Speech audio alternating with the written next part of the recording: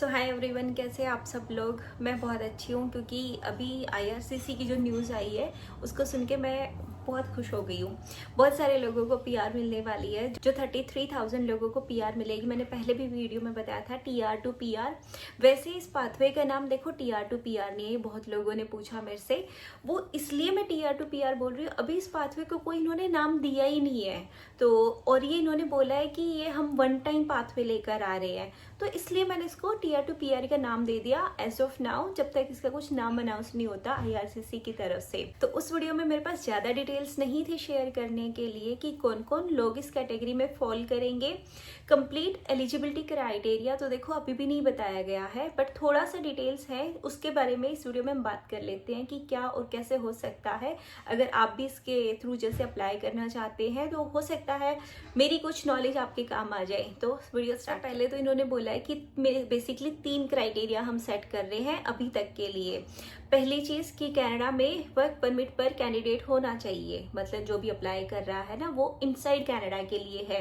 तो ये चीज तो इन्होंने क्लियर कर ही दी है कि जो कनाडा के बाहर से अप्लाई करना चाहते हैं वो अब इसके अंदर अप्लाई नहीं कर सकते। सो आई एम सॉरी गाइस, आप लोग जो कनाडा के बाहर से वीडियो देख रहे हो कि कनाडा में थे चले गए तो भी आप अप्लाई नहीं कर सकते। तो कनाडा के अंदर आप होने चाहिए और वर्क परमिट पर होने चाहिए लीगली। सेकंड इसका रूल आता है कि आप इन डिमांड कैटेगरी लिस्ट में जॉब करते होने चाहिए, मतलब जैसे कि फ्रेंच है, एजुकेशन है, हेल्थ केयर है, ट्रेड है, स्टेम तो इन्होंने हटा दिया। तो आप किसी भी कैटेगरी के अंदर जो भी इन डिमांड है उसमें होने चाहिए। जो जनरल जॉब्स होती हैं एनओसी बी लेवल की, बेशक आप उस पे कर रहे हो एनओसी ए लेवल पे या 0 कैटेगरी पे ईयर में, उसका कोई फायदा नहीं होना अगर आप इन डिमांड कैटेगरी में जॉब नहीं कर रहे। तो अब इससे ना एक बहुत बड़ा क्वेश्चन ये बनता है, इस वीडियो में मैं लास्ट में कमेंट्स पे डिस्कस करूंगी जो पिछली वीडियो में लोगों के डाउट्स आए थे कि कैसे मैं बोल रही हूँ कि इस वीडियो के थ्रू जनरल लोगों को भी फायदा होगा। हालांकि इसके अंदर इनवाइट तो सिर्फ उन लोगों को देंगे जो कि इन डिमांड कैटेगरी में जॉब कर रहे हैं। अभी मैं आगे बताती हूँ। थर्ड इसका रूल है कि रूरल एरियाज में कैंडिडेट होना चाहिए, मतलब अगर आप जीटीए में हो जैसे कि मिसिसागा, टोरंटो, ब्रैम्पटन, ये सारे एरिया रूरल एरिया में नहीं आते। बेसिकली जो छोटे सिटी हैं जैसे कि सडबरी है, थंडर बे है, मैं ओंटारियो की बात कर रही हूँ। तो वैसे ही बीसी और आप अपने जो भी आपके पास का रूरल एरिया आपको पता ही होगा, तो आप उन सब में होने चाहिए। बड़े सिटीज में अगर आप हो तो कोई फायदा नहीं है, आप अप्लाई नहीं कर सकते। तो अब इसके बाद ये क्वेश्चन बनता है कि अगर हम लोग अब मूव आउट कर जाए और जाके वहां पर जॉब कर ले, तो अभी तो प्रोग्राम आने में कुछ टाइम है, उसके बाद हम लोग उसके अंदर कैटेगरी में फॉल कर सकते हैं। तो ये एक बिग नो है, क्योंकि ऑलरेडी इन्होंने जब क्राइटेरिया अनाउंस नहीं किया है, बट अगर इतनी बड़ी अनाउंसमेंट आ रही है ना न्यूज में कि हम ऐसा करने वाले हैं, दैट मीन्स बैकएंड में वो बिल कहीं ना कहीं पास हो चुका है। लोगों को इन्होंने नहीं बताया है किन किन लोगों को ये लोग इनवाइट करेंगे कंप्लीटली इन 3 रूल्स के अलावा, बट कहीं ना कहीं चीजें बैकएंड में डिसाइड हो चुकी हैं।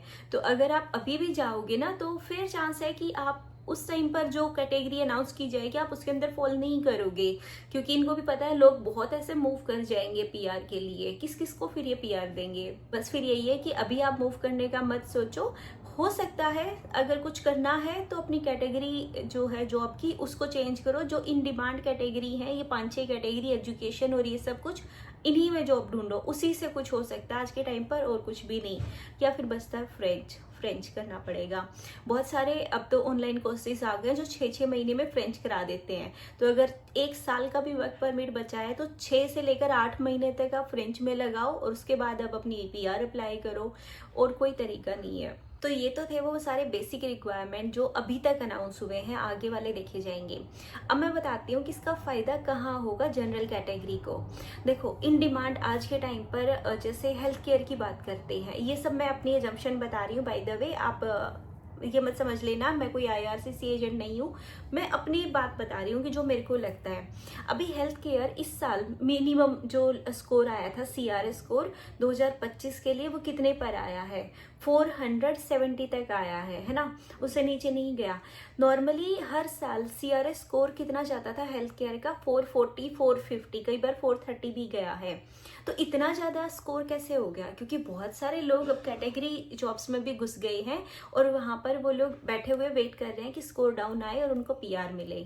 तो ये जब पाथवे आएगा ना, तो भले ही इसके थ्रू वो सिर्फ इन डिमांड को देंगे जॉब, बट कहीं ना कहीं स्कोर तो डाउन आएगा ही। अब मान लो 480 से 90 के बीच में फॉर एग्जांपल 5000 लोग बैठे हैं हेल्थ केयर के, तो जब उनको इनविटेशन आ जाएगा तो वो हट जाएंगे। उसके बाद जो नॉर्मल हमारे एक्सप्रेस एंट्री का ड्रॉ आएगा 470 से नीचे ही तो आएगा, तो कहीं ना कहीं तो फायदा हुआ ना उसका।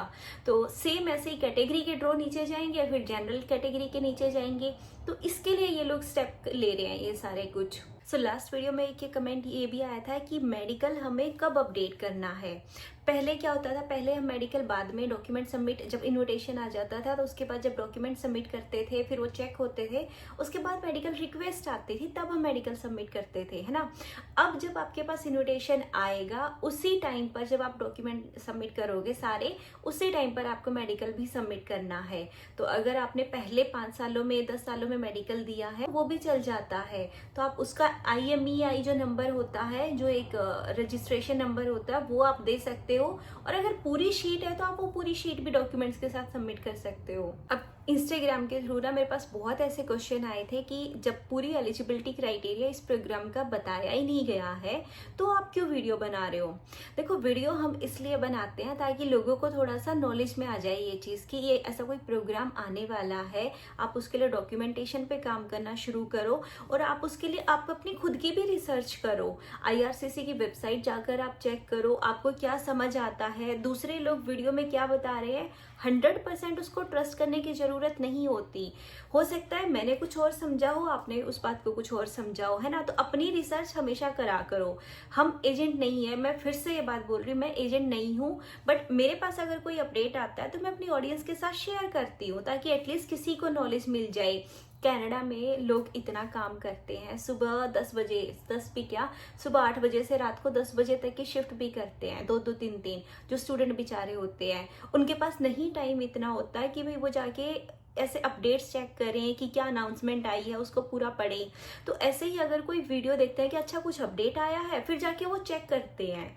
तो इस तरीके से लोगों को कहीं ना कहीं बेनिफिट हो, इसलिए हम ये वीडियो बनाते हैं। अभी तक तो बस ये 3 क्राइटेरिया ही बताए गए हैं कि क्या क्या इसके क्राइटेरिया होंगे। अब आगे जैसी इन्फॉर्मेशन आती है मैं आप लोगों के साथ शेयर करूंगी। और तब तक के लिए आप अपने डॉक्यूमेंट्स पे काम करो और बाकी चीज़ों पे अपडेटेड रहो। तो मिलते हैं नेक्स्ट वीडियो में, तब तक के लिए take care and good bye.